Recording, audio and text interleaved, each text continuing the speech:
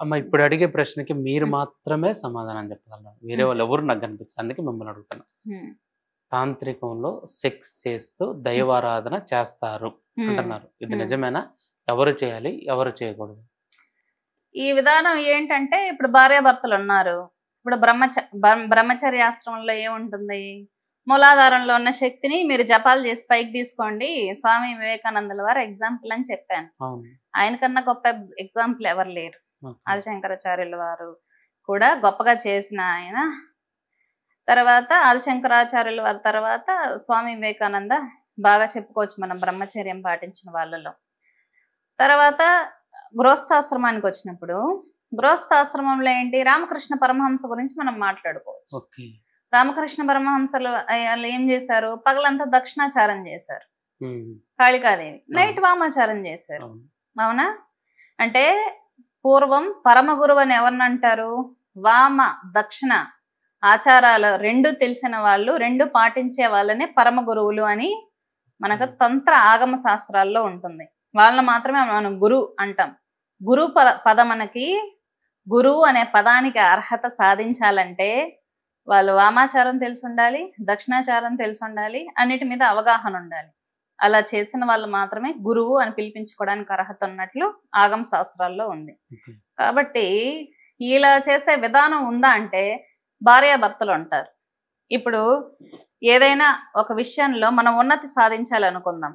మోహము, లోభము, మదమాశ్చర్యాలు, కామం కూడా ఉంది అరిషడ్ వర్గాల్లో. మరి అరిషడ్ వర్గాలు దాటి దేవుడి దగ్గరికి వెళ్ళాలంటారు. మరి కామం ఇక్కడ ఉంది. మరి పెళ్లి చేసుకుంటే భార్యను చూస్తే అదే కదా ఫీలింగ్ వస్తుందని మీరు అడగచ్చు. మరి ఇక్కడ నెగిటివ్ ఎమోషన్ గానే కదా చూపించారు మన ఋషులు. కామం అనేది ఒక నెగిటివ్ ఎమోషన్ అన్నారు. మరి అది లేకపోతే సృష్టి కార్యం ఎలా జరుగుతుందని డౌట్ రావచ్చు. కామం ప్లేస్ లో ప్రేమ ఉండాలి. కామం అనేది ఉండకూడదు. కామం నెగిటివ్ ఎమోషన్, ప్రేమ పాజిటివ్ ఎమోషన్. ప్రేమతో దగ్గరకు తీసుకోవాలి. అర్థమైందా? ఇప్పుడు రామకృష్ణ పరమహంస ఏం చేశారు? ఆయన చరిత్రలో వాళ్ళ భార్య పక్కన ఉన్నారు. ఆమెని వివస్త్రం చేసి పడుకోమని చెప్పి ఆయన జపం చేశారు.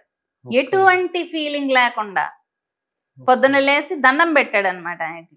ఎందుకు దండం పెడుతున్నావంటే, సరే నేను వివస్త్రం చేసి నేను చూస్తూ జపం చేశాను ఎటువంటి ఫీలింగ్ లేకుండా. నువ్వు ఎటువంటి ఫీలింగ్ లేకుండా అలా కూర్చున్నావు కదా, నువ్వు సాక్షాత్తు కాళీమాతవి అని చెప్పి ఆమెకి పూజ చేశారు. ఆ రోజు పాద పూజ చేయడం, ఆమెలో కాళీని దర్శనం చేసుకోవడం అన్నీ జరిగింది. అంటే మీకు ఇక్కడ ఏం అర్థమైంది? ఎటువంటి ఎమోషన్ లేని స్థితిలో కామం అనేది 0% కూడా ఉద్భవించకుండా చేసేదే పంచమకార సాధనలో మైథునం అనే ప్రక్రియ. టచ్ చేసిన ఫీలింగ్ రాకూడదు. చాలా మంది ఫీలింగ్ ఏంటంటే వామాచారం అంటే, కౌళాచారం అంటే అదేదో సెక్సువల్ పార్టిసిపేషన్ అనేటటువంటి నెగిటివ్ ఫీలింగ్ ఉందన్నమాట అందరికి. కాదు, వివస్త్రలు చేసి నిల్చున్నా కూడా భార్య ఎటువంటి ఫీలింగ్ రాకూడదు. చిన్నగా డౌట్ అంటే స్త్రీని పూజించటం నగ్న పూజ కాకుండా కలుస్తారు, కలిసే మంత్ర జపం చేస్తారు. అది మైథునం అనే ప్రక్రియలో చేస్తారు. అటు ఎటువంటి ఫీలింగ్ రాకుండా ప్రేమ తత్వంతో. ఇప్పుడు తన భార్య కదా, బయట కాదు. అలా చేయమని చెప్పింది ఎవరితో? సొంత భార్యతో చేసుకోమన్నారు. కామం చేస్తే మీకు కామం అని ఫీల్ అయ్యారు అనుకోండి, అది అరిషడ్ వర్గాల్లో నెగిటివ్ ఎమోషన్ అవుతుంది. నువ్వు కామాన్ని దాటాలి కదా మోక్షం చేరుకోవాలంటే. కాబట్టి ప్రేమతత్వంలో ఉంటూ శరీర అవస్థలను దాటాలి. అదేంటి, ఇది చెప్పడానికి బానే ఉంటుంది, ఏదో చెప్తుందిలే అనుకుంటారు, కానీ అది బాగా తెలిసిన వాళ్ళకి తెలుస్తుంది, అనుభవించిన వాళ్ళకి తెలుస్తుంది అనమాట. ఎటువంటి ఫీలింగ్ లేకుండా మంత్రజపం చేస్తే ఏమవుతుంది? ఇద్దరు శక్తి కలుస్తుంది. ఇడాపింగళ నాడి శక్తి కలిసి ఇద్దరికి సుషుమ్న అనేది యాక్టివేట్ అయిపోయి ఈమెలో పరమేశ్వరి ఈయనకి కనిపిస్తుంది, ఈయనలో పరమశివుడు ఈమెకి కనిపిస్తాడు. ఒకానొక స్థితిలో ఇది చాలా గుహ్యమైనటువంటి రహస్యము. ఆ స్త్రీలో అమ్మవారి ఇతనికి దర్శనం వస్తుంది భార్యలో. కాబట్టి సొంత భార్యకి దీక్ష ఇచ్చుకోండి ప్రశాంతంగా. గృహస్థాశ్రమంలో కూడా దేవతా దర్శనాలు పొందాలని ఉంటుంది కదా. ఇప్పుడు వైదిక మార్గంలో ఉన్న వాళ్ళు అనుకోండి, వాళ్ళు చేసుకుంటారు జపాలు, నియమాలు పాటించుకుంటారు. తంత్ర మార్గంలో కౌళాచారం పాటించే వాళ్ళు ఉంటారు, మాంసం తినే వాళ్ళు ఉంటారు, మద్యం తాగే వాళ్ళు ఉంటారు, స్వీకరించే వాళ్ళు ఉంటారు. మళ్ళీ అవన్నీ వదిలించుకోవాలి కదా మనం.